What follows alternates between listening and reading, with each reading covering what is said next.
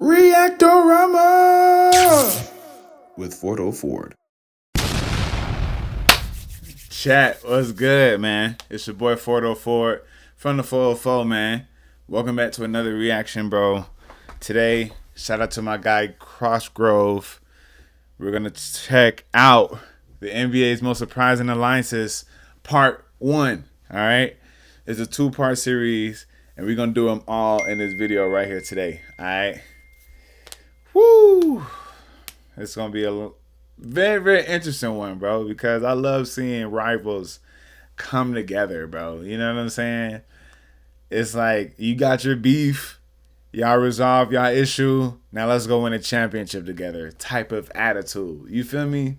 Off top, I already know about Dennis Rodman with him being on the Bad Boy Pistons before joining Michael Jordan and the Bulls to win 3 championships. You know what I'm saying?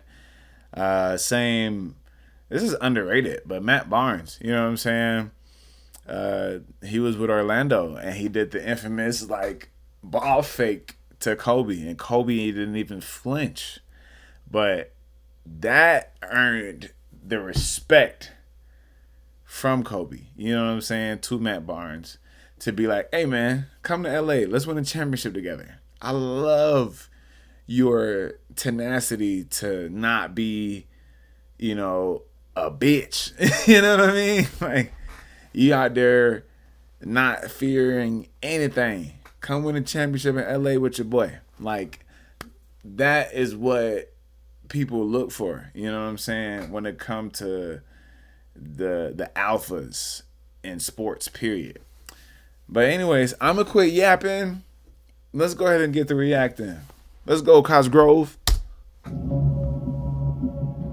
In the NBA, the line between rivalry and brotherhood is razor thin. One day, 2 players are going at each other like sworn enemies, talking smack, throwing elbows, battling for every inch. And the next thing you know, they're suiting up for the same team, chasing the same goal. Yeah. Let's take a look at 8 pairs of NBA players who once had serious beef, but then became teammates later on. Why MB had to make that face though? That's crazy.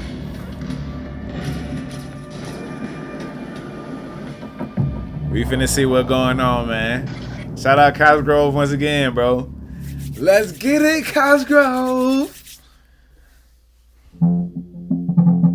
Land to make it dance. Few NBA rivalries have been as wild, unpredictable, and flat out entertaining as LeBron James versus Lance Stephenson. What started as mind games turned into countless clashes. Lance and LeBron's beef first began in 2012 when the Pacers met the Heat in the Eastern Conference semifinals. After LeBron missed a technical free throw in Game 3, Lance could be seen doing the choke gesture, but LeBron just brushed it off, refusing to give him the time of day. Between 2012 and 2014, these matchups only got more intense. Lance relished getting under LeBron's skin, tapping his face, and constantly getting tangled up with him. LeBron was starting to get fed up. To me, I think it's a sign of weakness, because he never used to say nothing to me.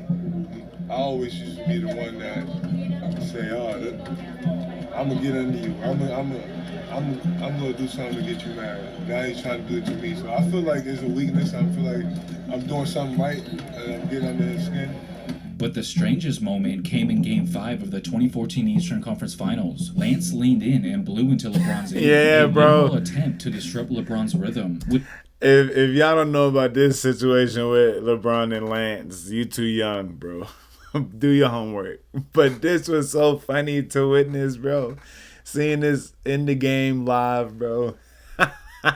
It was hilarious, bro. Which seemed to have worked, actually, as LeBron only had 7 points in that game. But as we all know, the Heat would go on to close out the series in the very next game. That summer, LeBron returned to Cleveland, while Lance Stephenson bounced around the league for a little bit, before eventually returning to the Pacers for a second stint in 2017, where he and LeBron picked up exactly where they left off. First going at it in a couple of regular season games. No, Lance just a little dirty, that's all. We're a little dirty. We got history, so I already know that. And then would match up in the first round of that year's playoffs, baiting LeBron into getting a technical foul any chance he could get. But I should know better. It's like I tell you a joke, I tell you a joke and then you laugh and you get caught. Lance told me a joke, I laugh, teacher caught me, now I gotta go see the principal, so LeBron would score 44 points, as well as the game-winning buzzer beater in Game 5, and ultimately won the series in 7. Yeah. That very summer, LeBron left Cleveland again for LA, and interestingly, Lance would join him, which he found to be actually pretty funny, just like LeBron found it funny when Lance somehow managed to get ejected during one of their preseason games. People were still trying to get used to the fact that the two former foes were now teammates on the Lakers. For real. Lance recently admitted that sometimes he regrets blowing in LeBron's ear, not because of LeBron necessarily, but because a drunk fan blew in his ear in a club. I was at a club in the bar, some drunk dude coming. Yo, you crazy? That's how LeBron felt. How you like that? Inside LeBron was actually a lot of fun. Yo, I ain't gonna lie, bro. I do need to get back into 7 p.m. in Brooklyn, bro. Like, shout out to Melo, Hall of Famer. I got that boy on the cover of 2K26 on the game, you dig? So, I always got love for Carmelo Anthony, bro. Definitely a Hall of Famer. But I got to tap back into that, especially that episode. When I saw that episode on my YouTube, I'm like, bro, I got to tap into this, bro. Do people react to podcasts or like the clip of the podcast? Because if niggas ain't reacting to podcasts, I will do that.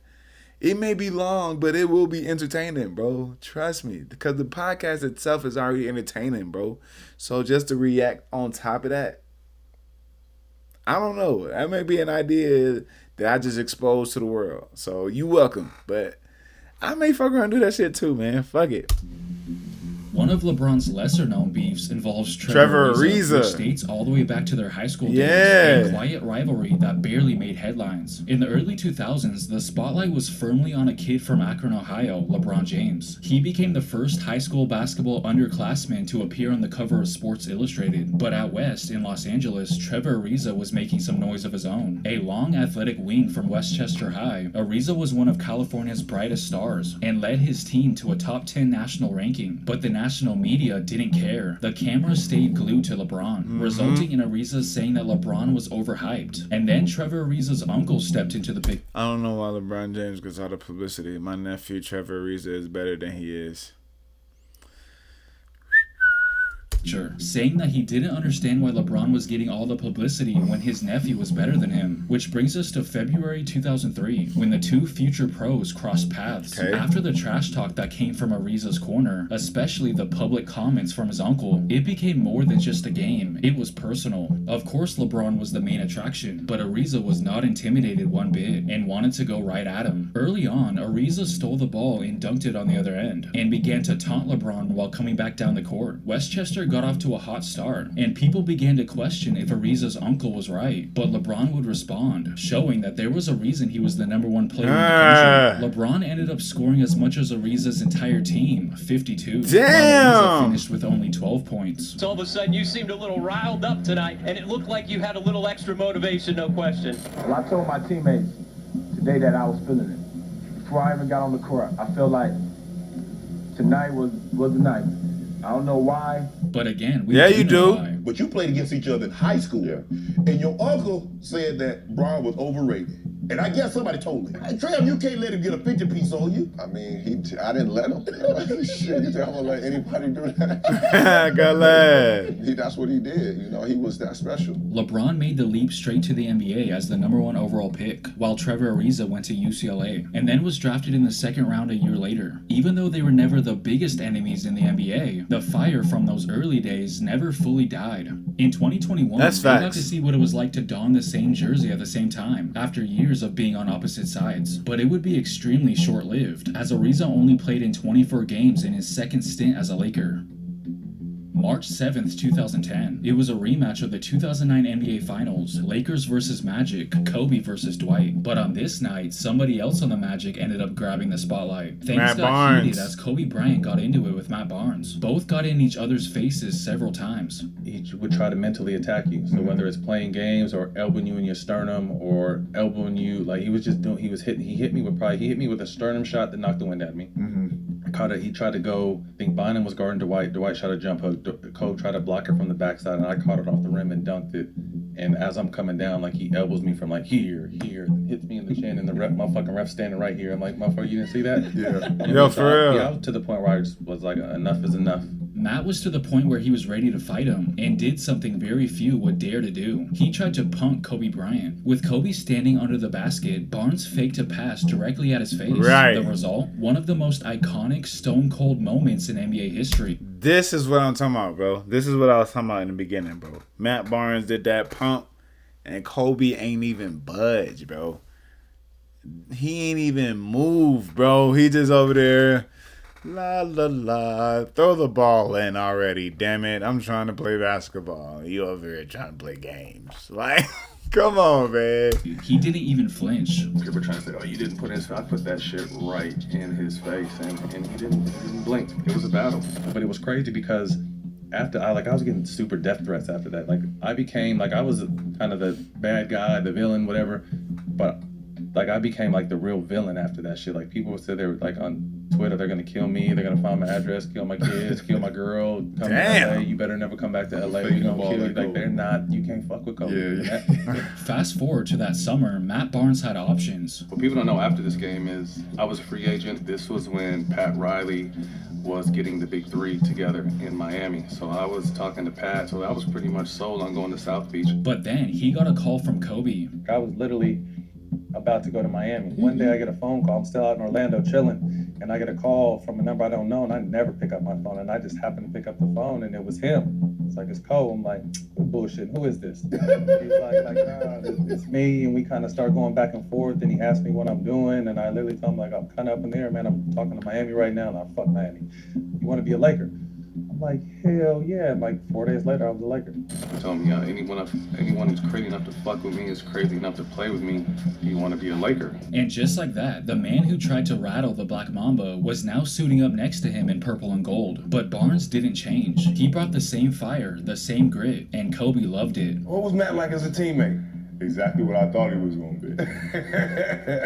Feisty, Yeah. tough, competitive, and not afraid of big moments. Rest in peace, bro. You know, and that's what I respected the most, guys that aren't afraid. You got to have some cojones. You playing with me, you ain't got no cojones, man.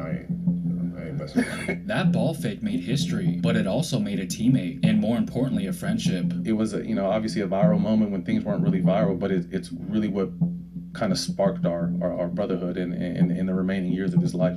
But I wouldn't give that up for the opportunity to You got an opportunity to play with Cole. play with Kobe and even further Play for your home, play for the Lakers. become brothers and share and go to his daughter's games, him come to my boys' games, boys calling him Uncle Kobe. I wouldn't change that for money or a ring. So as you can see, Kobe didn't necessarily have to initially like you for him to want you on his team. He just had to know that you were about that life. The whole keep your enemies closer thing is actually kind of smart. Oh boy, giving him a kiss on the cheek. Come on, Metal World Peace. We ended up recruiting him the way he recruited Ron Artest the season before, so he didn't have to mess with us no more. Just a year earlier, the same thing happened with Ron Artest. A confrontation with Kobe led to him becoming a Laker. The year was 2009. The Los Angeles Lakers were on a mission to get back to the top after a heartbreaking finals loss the year before. But one of the teams standing in their way were the Houston Rockets. In the Western Conference semifinals, things got physical, especially in Game 2. You know, where Kobe elbows Artest in the neck, which caused this famous scuffle. He's gonna go over here, he's talking to Kobe. Wow. Here we go. Uh-oh.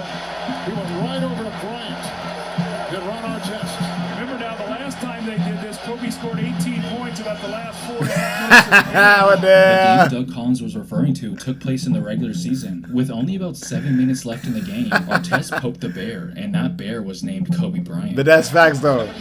I remember this. I remember this. Artest put his elbow and a forearm in front of Kobe. And now they get between them real quickly. Artest got in Kobe's face. He thought he was rattling him. He wanted to get under his skin. But what he really did was press the launch button. He made a big mistake. Loses it. Now, Excuse me. Artest gamble. Pull up on that boy, Cash. Burns Artest. Where we going? Can't guard me. Can't guard me. Does it again. Can't guard me. After that little dust-up, Kobe snapped. But Artest still felt the need to run his mouth as the game was coming to an end. He was leaning on him, trying to move him on. All the three-point shooters coming in for the Rockets. Not that should make a difference. 28 seconds to play. Kobe and Ron still talking. I'm surprised the officials are allowing this. I mean, seriously, they should tell both of them. Well, I don't think it matters to Kobe. Our testing things. Look at Kobe. What? I'm not ready for you? You talking to me? You're a stand-up comedian now. Yeah, look at that, huh?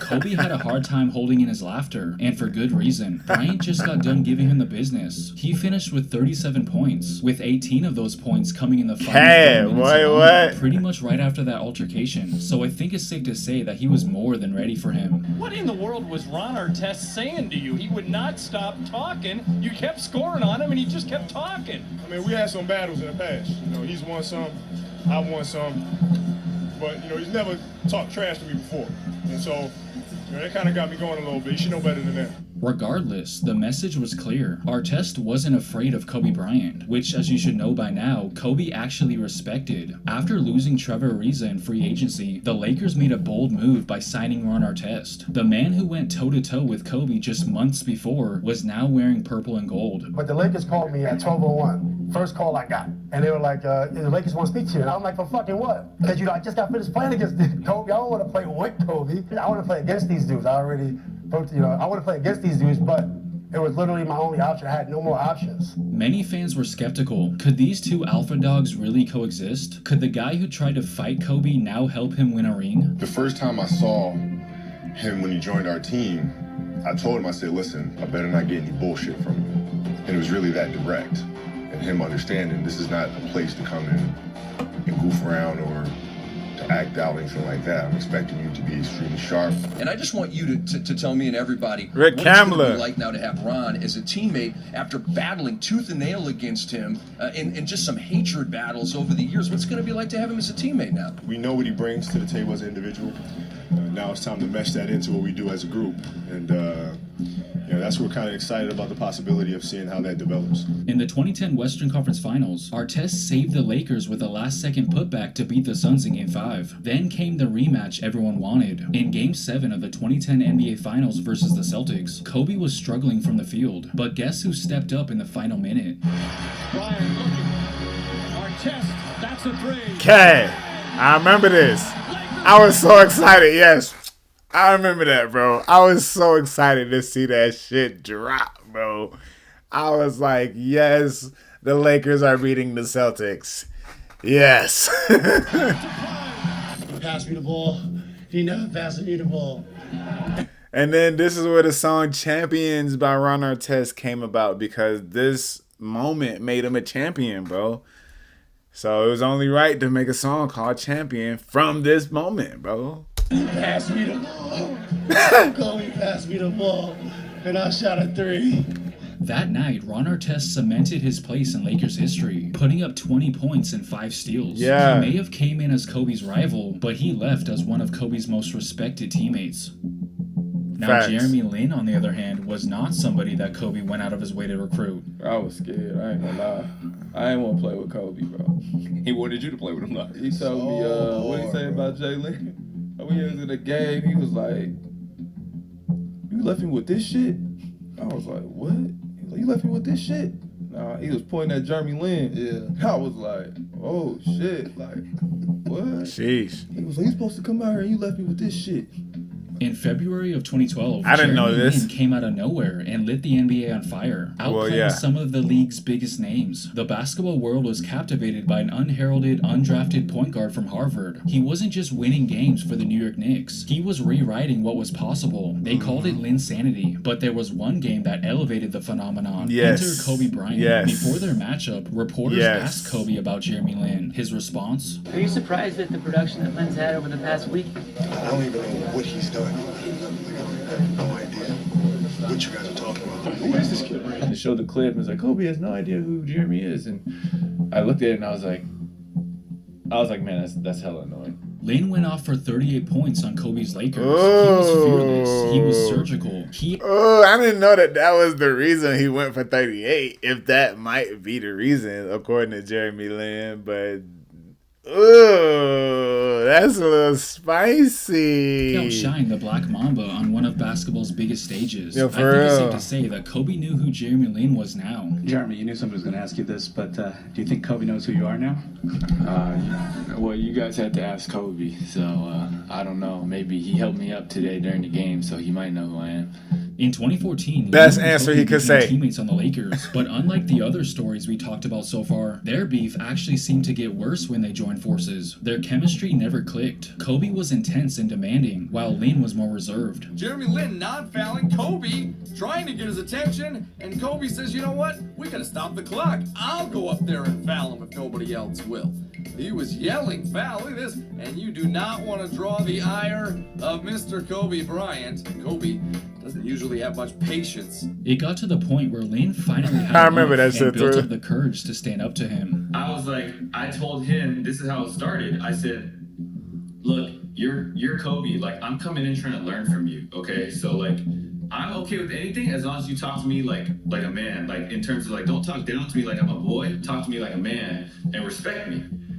And then, you know, he has always said, like, you know, everybody just says what I want them to say. Like, it's very rare that somebody actually stands up to me. Now, you would think something positive would have came out of that conversation, right? I mean, after all, that's how Ron Artest and Matt Barnes earned Kobe's respect. He told me, anyone who's crazy enough to fuck with me is crazy enough to play with me. But it actually ended up doing more harm than good. But basically, like, after that text message conversation where we were going back and forth with each other, like, we didn't speak for the last 4 months of the season. Like, nobody knew, nobody on the team knew. But for me, that was like something I was willing to accept because I said what I needed to say to him. And if he didn't like that and he was like, I'm not gonna engage in, or like, I'm not gonna talk to you anymore, I was like, all right, cool, I can live with that. At least I said what I needed to say. But if they did happen to speak to each other, it wasn't pretty.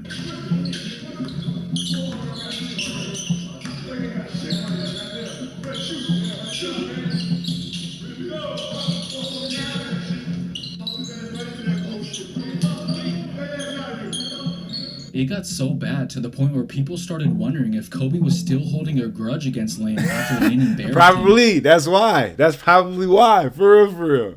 That's probably why he took that shit personal.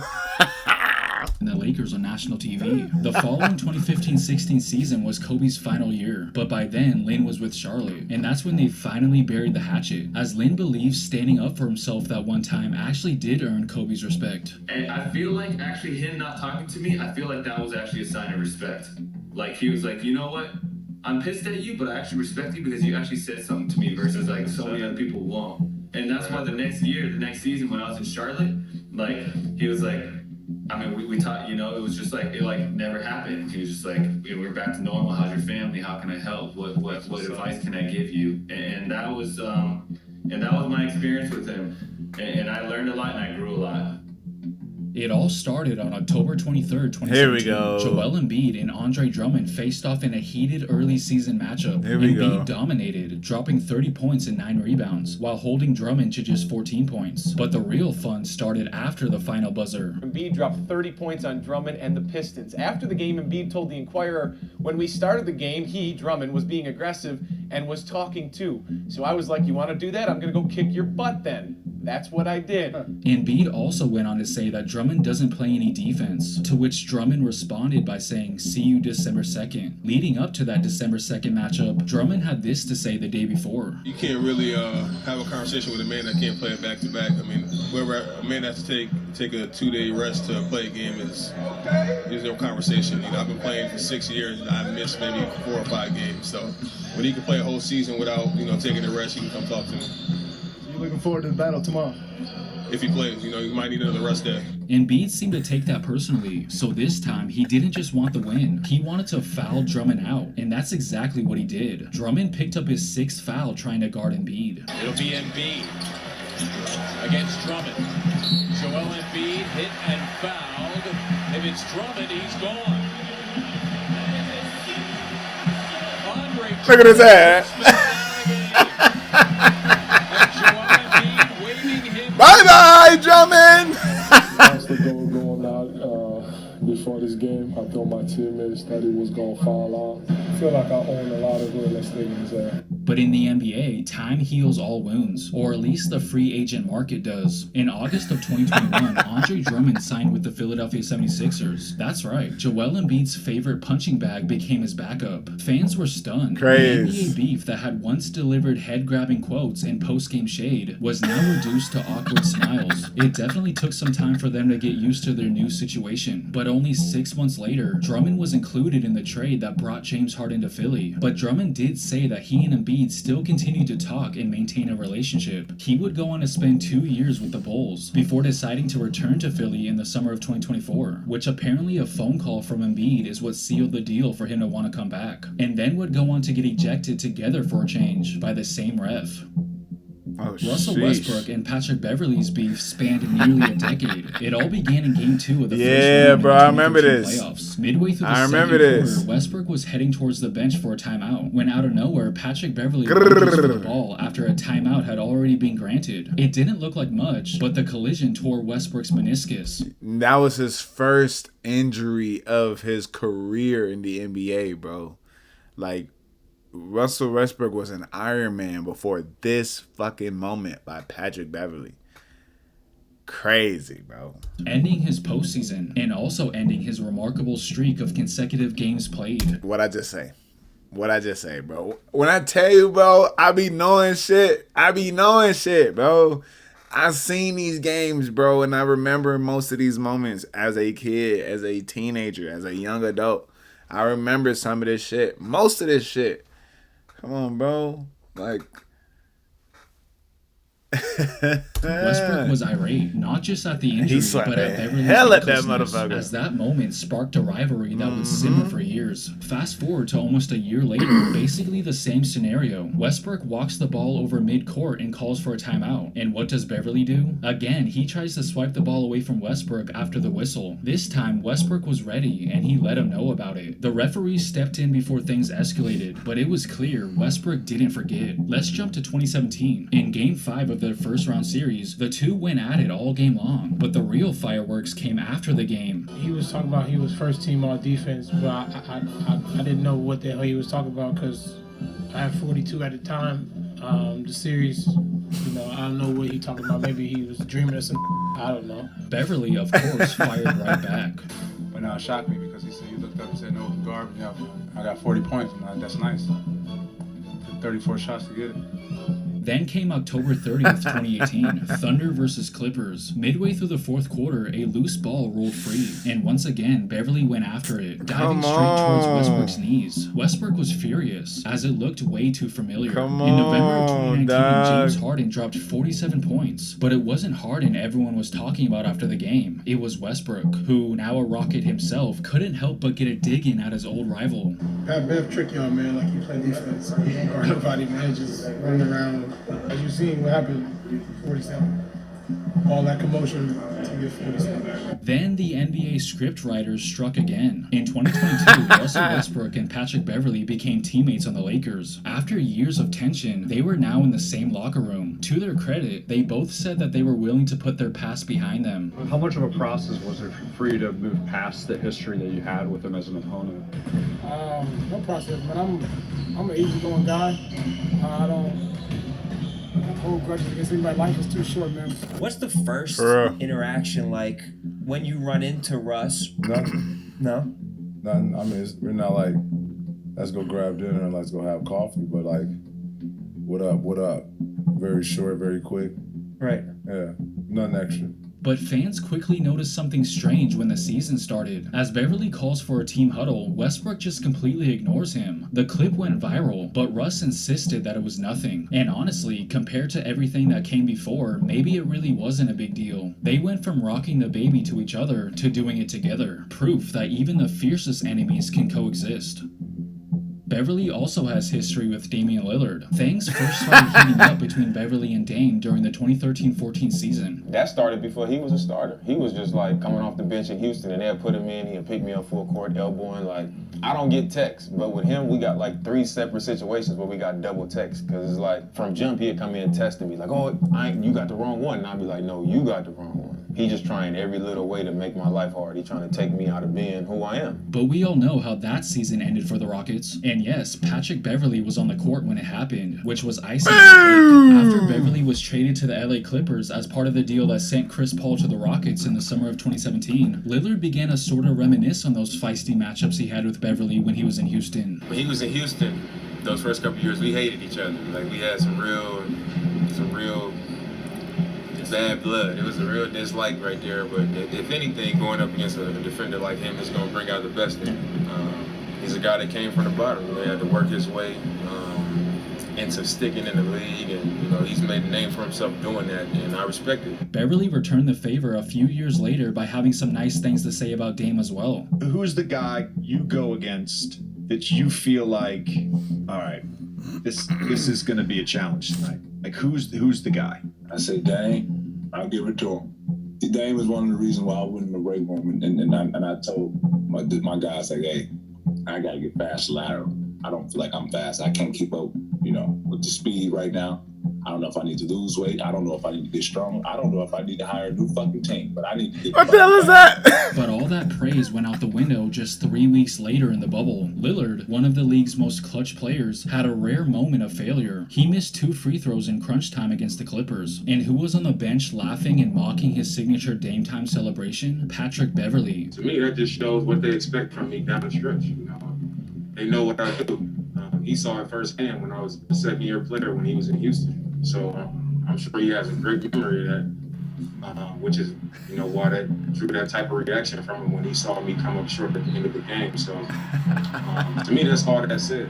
By 2023, the rivalry had cooled down a little bit, but not entirely. During a Blazers-Lakers matchup, the beef reignited. In the second quarter, as Lillard was at the free throw line, Beverley, now with the Lakers at this point, started chirping again. Nobody showed Patrick Beverley that sign at the zoo. Don't poke the Bears. He's not reading that sign because he keeps wolfing. In the final minute of that same game, with the Lakers comfortably ahead, Beverley decided to troll Dame again by doing the wrist tap. He just couldn't help himself. I've never had a player in my history of my career that I ever beefed with, had smoke with, defended well, say he wanted to whip my ass, right? Dame was the first? Dame was the first. Love that about Dame. You know what I'm saying? When Lillard was traded to Milwaukee prior to the start of the 2023-24 season, Beverley took to Twitter to share his opinion on the trade, seemingly taking a shot at Dame in the process. And then came the twist no one saw coming. Beverley was traded to the Bucks later in the same season at the NBA trade deadline. And now that they were teammates, they were willing to set aside their beef for the greater good. Hey, Doc, go let me do my thing over there. I know. Hey, so who else on the team? That you fuck with? No. It's Dame, Giannis. DB. No, I gotta get my relationship right with Dame. Gotta get my relationship right with Dame, man. Time with a championship back. But obviously it didn't work out like that.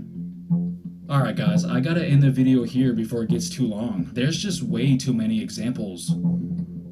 There is way too many examples. That's why there's a part 2. Alright, y'all. We got part 2 up and running now. So let's get into that shit. I'm gonna quit yapping. Cosgrove, take it away, bro.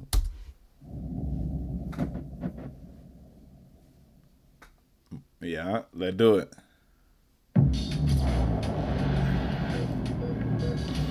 Yeet the day. Cosgrove.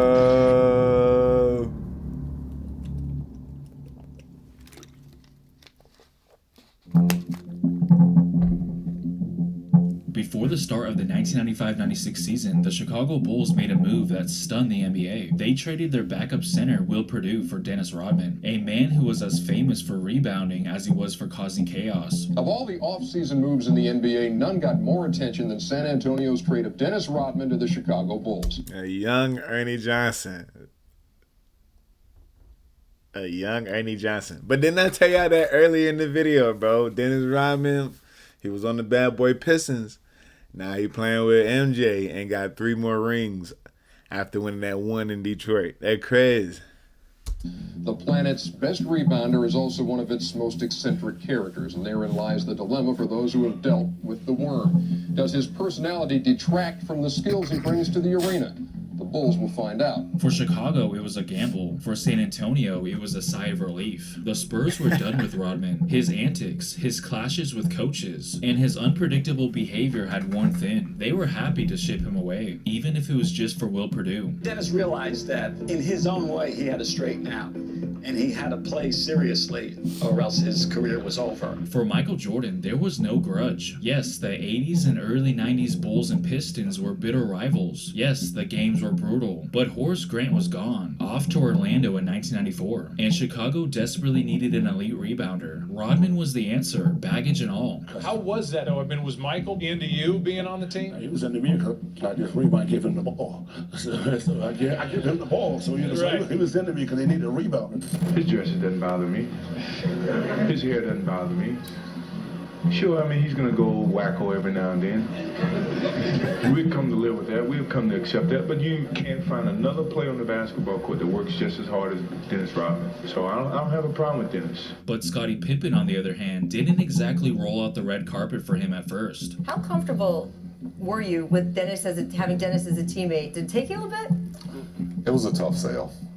I definitely can say I wasn't overly excited to get him. And you can't really blame him. Back in 1991, during Game 4 of the Eastern Conference Finals between oh yeah, I remember this. Out of bounds, right into the stands. I remember this. I remember this. Stitches on his chin. But that moment got overshadowed when the Pistons infamously walked off the court without shaking hands on the same night. Sometime after the incident, Rodman supposedly sent Pippen an apology letter, but Pippen didn't even believe that Dennis wrote it himself. Fast forward to 1995, when Rodman was traded to Chicago. Again, Pippen had mixed feelings about Rodman joining the team after what happened back in 91. Michael told a story on the 30 for 30 about how Scottie didn't want you on the team. So he was with it, Phil was with it, but Scottie was like, hell no. So before Rodman ever suited up for the Bulls, Phil Jackson forced him to apologize to Pippen face-to-face this time. Pippen accepted, and from that point, he was on board, even though they didn't say a word to each other for the first 6 months they were teammates. So you and Scottie never had a conversation? You had to have a conversation at some point. Oh, we talked after a while. After 6 months when I was there. 6 months? 6 months. Yeah, after 6 months, we started talking on the court and off the court and stuff like that. But it didn't matter. They had one goal: to win championships.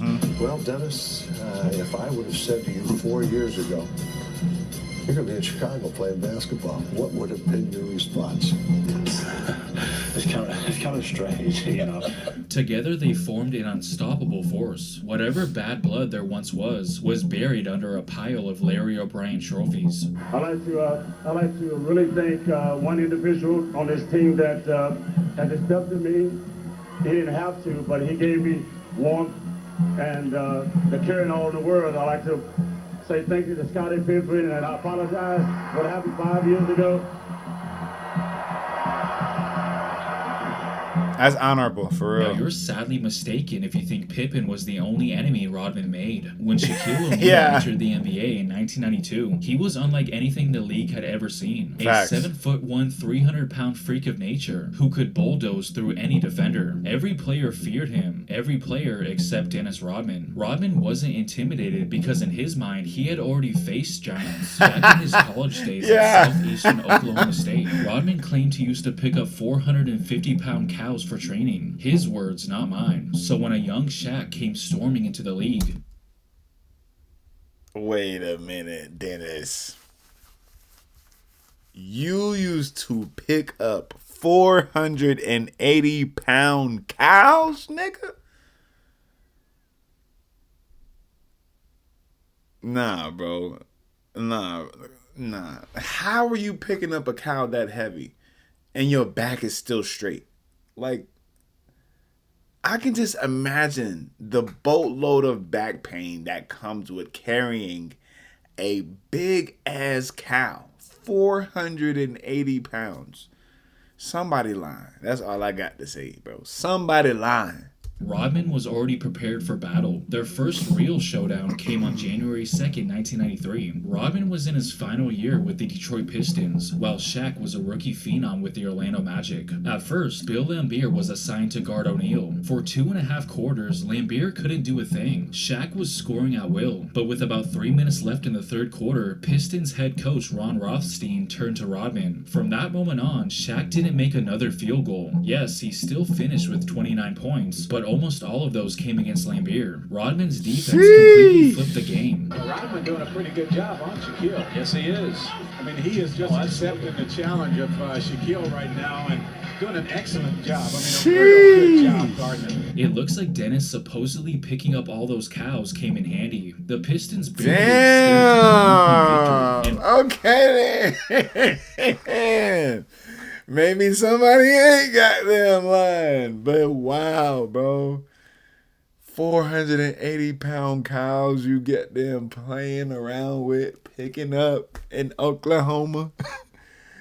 Yeah, you better be able to manhandle Shaq big ass if you can handle a fucking cow that big. Come on. Probably would have lost if Rodman didn't step in when he did. After the game, Rodman twisted the knife with a sarcastic jab. I love to play against guys who are supposed to be great players. Sheesh.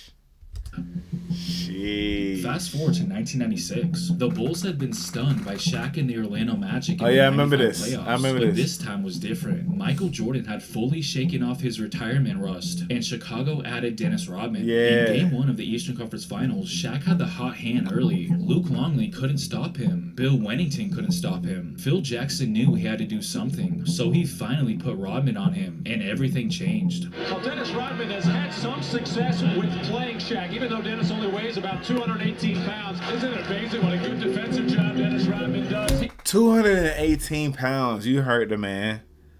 218 pounds, bro. Carrying a 480-pound cow. Manhandling Shaq, who's 300 something. What the hell? He has the strength somehow to make Shaq. Put some respect on the worm, bro. That's Shaq ended with crazy. 27 points, but only 2 of those were on Rodman. Then came Game 4. Again, Shaq dominated early against Longley, but once Rodman switched onto him, Shaq completely disappeared. He scored 28 in the game, but just 3 points came against Rodman, all from free throws. He didn't attempt a single field goal when Rodman was the primary defender. Rodman has certainly done an effective job defending against Wow. The Bulls swept the Magic. Jordan's 45 points in Game 4 may have grabbed the headlines, but Rodman's suffocating defense on Shaq was the hidden story. Yes. Like I say, no matter how big he is, he can fall just as easy. That summer, Shaq signed a Ooh. groundbreaking 7-year, $120 million contract with the Los Angeles Lakers. But Dennis Rodman publicly stated that he didn't think Shaq was worth the money.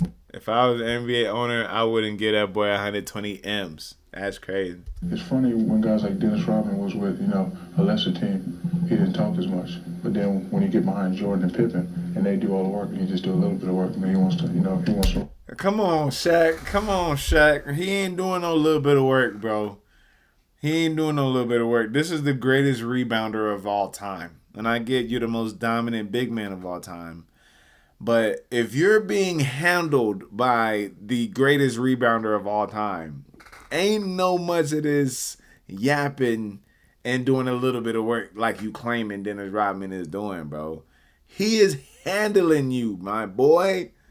Like, you couldn't even score more than 5 points versus him when he's guarding you, bro. So I don't want to hear this yappity yap, bro. You need to do better against Rodman before you could do the yappity yapping. Real shit, bro. And I'm sure somebody might have told his sensitive ass. Shaq is a big, sensitive ass person, bro. For him to be talking that much shit, you can't be that sensitive. But how you got soft ass skin being this big and dominant? Like, come on, my boy. Just accept the fate. Rodman held it down versus you, bro. You was not scoring 30 points on Rodman. I don't think he ever did. What the fuck? Have you scored 10 points on Rodman, my nigga? Like, come on, bro. I can smile. But if he wants something to say, he say it to me. But he never says to me on the court. Never.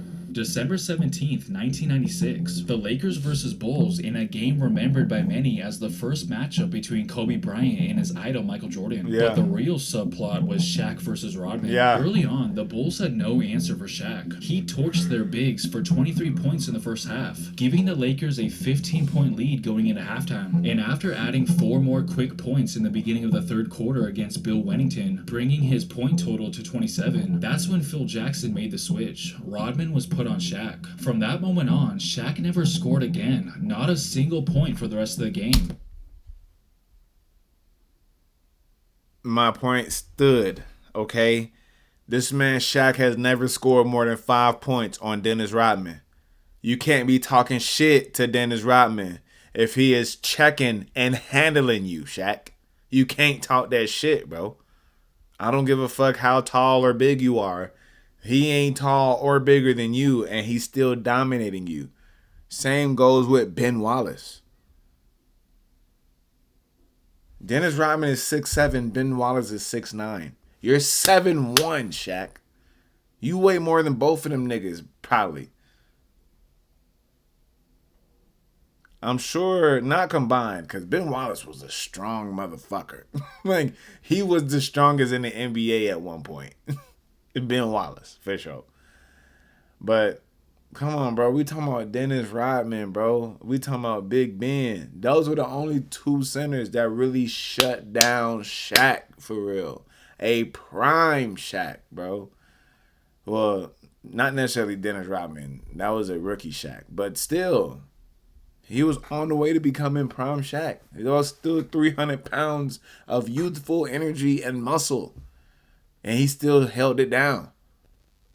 Rodman still held it down. Every time Rodman switched on Shaq, it was no more scoring, bro. Unless you was going to the free throw line. My nigga, the first matchup was 2 points. The other matchup was 3 points from the free throw line. Now this matchup is 0 points for the remainder of the game for Shaq. Like, come on, bro. You can't be yapping your gums, Shaq, when you getting handled by Dennis Rodman, my nigga. Straight up. You can't be yapping, my boy. You cannot be yapping, my boy. Like, real shit. You got to do nothing else but respect the man, bro. You feel me? You feel me? Like, come on. He only attempted 1 field goal on Rodman the entire time. Shaquille O'Neal in the fourth quarter, no points, no field goals attempt, no free throws, no rebounds. Chickens only got 2 baskets in the half. Look at him passing the ball away, turning it over. Look at that nigga. Look at that nigga. Come on, man.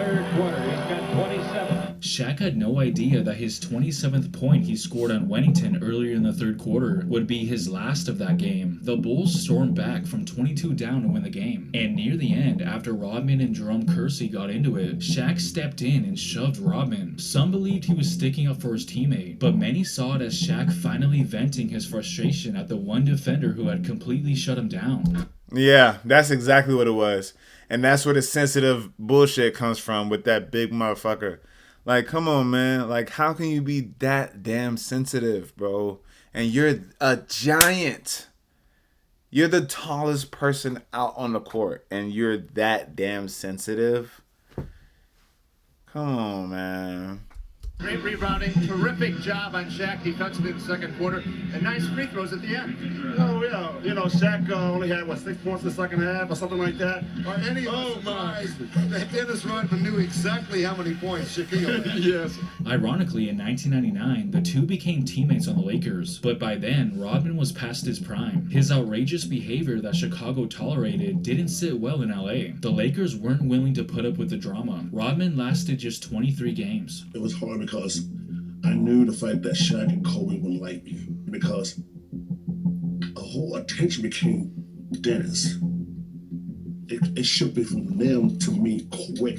They rarely would talk to me. Years later, when Shaq was asked about his worst teammate ever, he didn't hesitate. Out of all the teammates he has ever had while playing for 6 franchises over his 19-year career, he chose Rodman. Again, Rodman only played 23 games with the Lakers, but apparently that was more than enough time for Shaq to make that determination. Okay, so you gave me your favorite teammate. Who was your worst teammate? And why was he your worst?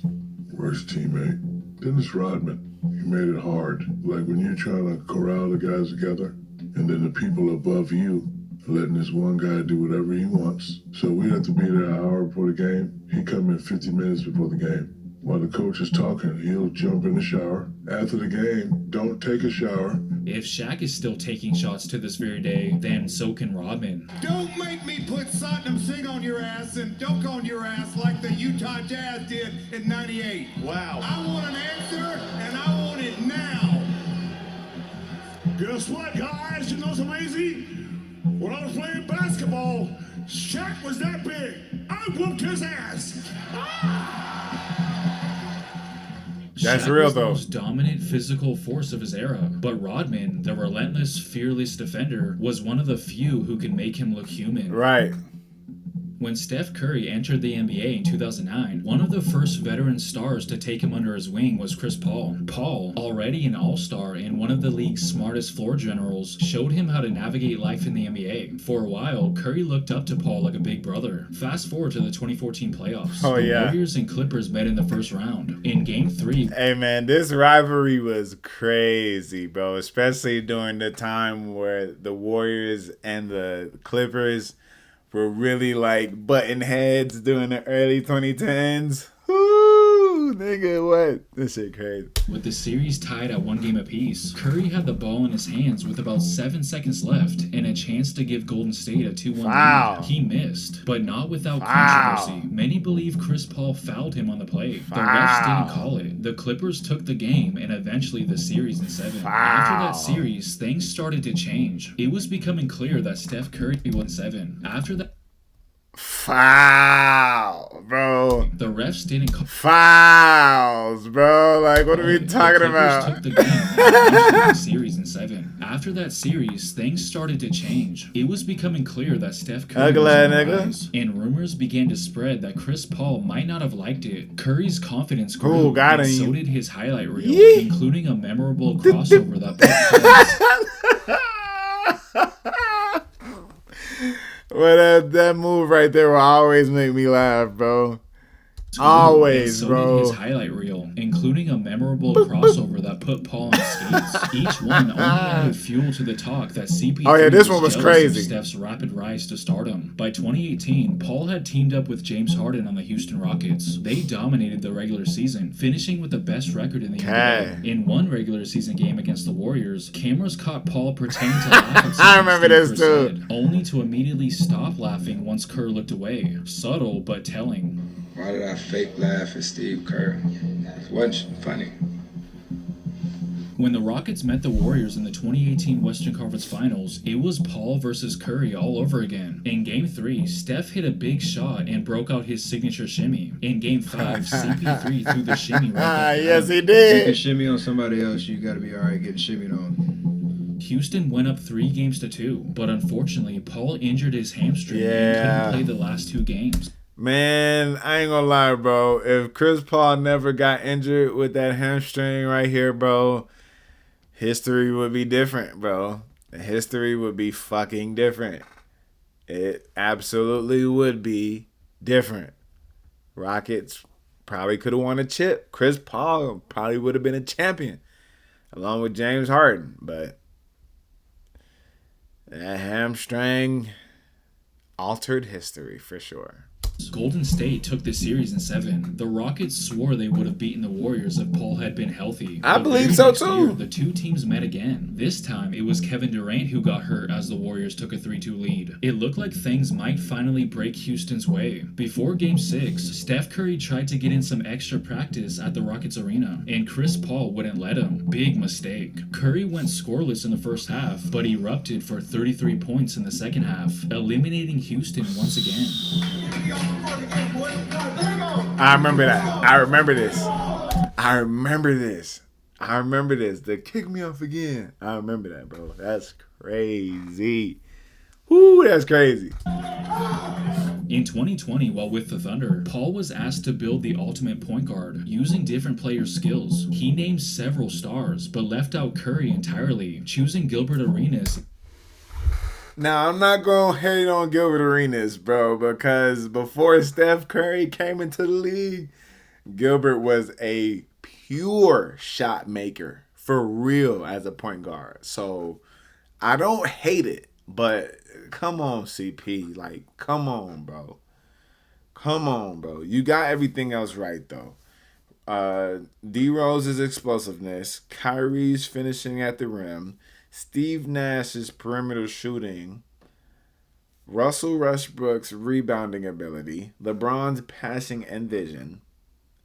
Chris Paul has great IQ. I will give him that. Darren Williams and Baron Davis physique because they were taller, more physical point guards. Yes. The shot making ability has to be Steph Curry, though. It has to be Steph Curry, bro. Like, come on. Like, no offense to Gilbert, bro, but come on, bro. Come on, CP3. Stop being a bitch. Stop being petty and put some respect on Wardell, Stephen Curry, my boy. Come on now.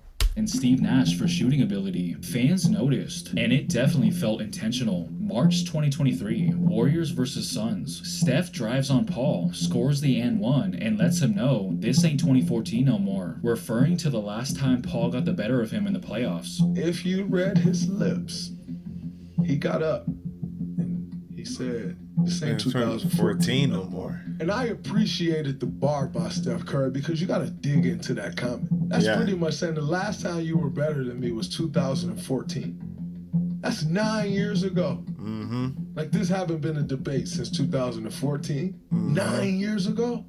That's almost a decade. Yeah. That's a bar. Yeah. Paul tried to play it off, acting like he didn't know what Steph was talking about. Shit, I don't know what happened in 2014. The Clippers? It's like 9 years. What happened? But the message was clear. Curry remembered. And yet, after all those years of back and forth trash talk and petty moments, Steph still welcomed him with open arms when Chris became a Warrior in the summer of 2023. And guess what? Chris Paul was finally not a starter when he joined the Warriors. Because having a 3-guard lineup would have been ridiculous. Chris Paul, Steph Curry, Klay Thompson. Klay Thompson could play the 3 and hold his own. But Steve Curry was not going to let that shit fly. And he didn't let that happen. You feel me? After all these years, though, with you and CP going at each other, is there like a mental/emotional adjustment to having him on your side? No, that'll be pretty easy. I think you get over that pretty quickly once the trade happens. CP, can't wait to rock with you, brother. It's gonna be different when it's on the same side. Let's get it. Let's get it. But Draymond Green, however, wasn't too thrilled. I said there's zero fucking chance I'm ever playing with Chris Paul. It's not happening. Chris is the way he is. I am the way I am. He's not changing who he is at this point. I'm not changing who I am at this point. The same sentiments I had about Chris, like, they don't just leave. And the same sentiments Chris had about me, like, they don't just leave. And I think that's where people get things so fucked up. It's like, all of a sudden you gotta fake this thing or fake that thing. No, like to just go front and act like all of those things was fake, like, I'm just not gonna be like, oh man, that changed, now he's my teammate. No. Draymond openly admitted several times that he didn't like Chris Paul. I hate Chris Paul. Easily 100% my least favorite person in the NBA. I don't like CP at all. Like, we don't have a good relationship at all. If you've ever watched Chris compete, he's kind of an asshole. You may say the same thing about me, and that's okay. But sure, the history they have with each other hasn't been friendly, but Paul was ready to chase that elusive ring alongside them. Do you have any message to Dub Nation? I'm excited. And you know, I know I've been sort of the sworn enemy for a long time, but I cannot wait to be there, and I cannot wait to get in the locker room with all those guys. So Draymond eventually came around, determined to make it work. My goal this year is to help Chris Paul get his first championship. Obviously, it didn't pan out like they wanted it to, but for what it's worth, Chris Paul is already one of Draymond's top 5 teammates ever. But if I put up a list of teammates, and like I went down this list, and it's been 12 years now for me, and I went through this list, God, I start putting my list in order of my top teammates. I haven't done the exercise, but what I'm certain of is that you're top 5. And like my list of top teammates In the NBA, rivalries can Interesting. spark from the smallest of moments. It all began on January 30th, 2018. The Oklahoma City Thunder were facing the Washington Wizards, and Paul George decided to show off. In true streetball fashion, he went for an and-one style move right on Kelly Oubre, but instead of a highlight, it became a heated moment. The play ended with the two going chest to chest, exchanging words. I remember when you and KO got into it. Yeah. That was a great highlight. That was funny. That's the one where you came on the court like doing all this crazy stuff. And I was in my feelings, like, yeah, because you know, the young guys, they talk a lot of crap. I took it personal. Fast forward nearly 2 years later, just 1 minute into the game, Oubre delivered his payback. Dunk right on Paul George, then proceeds to stare him down. But George wasn't about to let that slide. He did dunk on you though. He got you back. He did. So when he did that, he get to chirping and he dunked on me, and I was like, fuck. Like at that point, it's personal. Like I gotta get him back. Did you get him back? I got him back. Give me that. Give me that. Yeet the day. Give me that.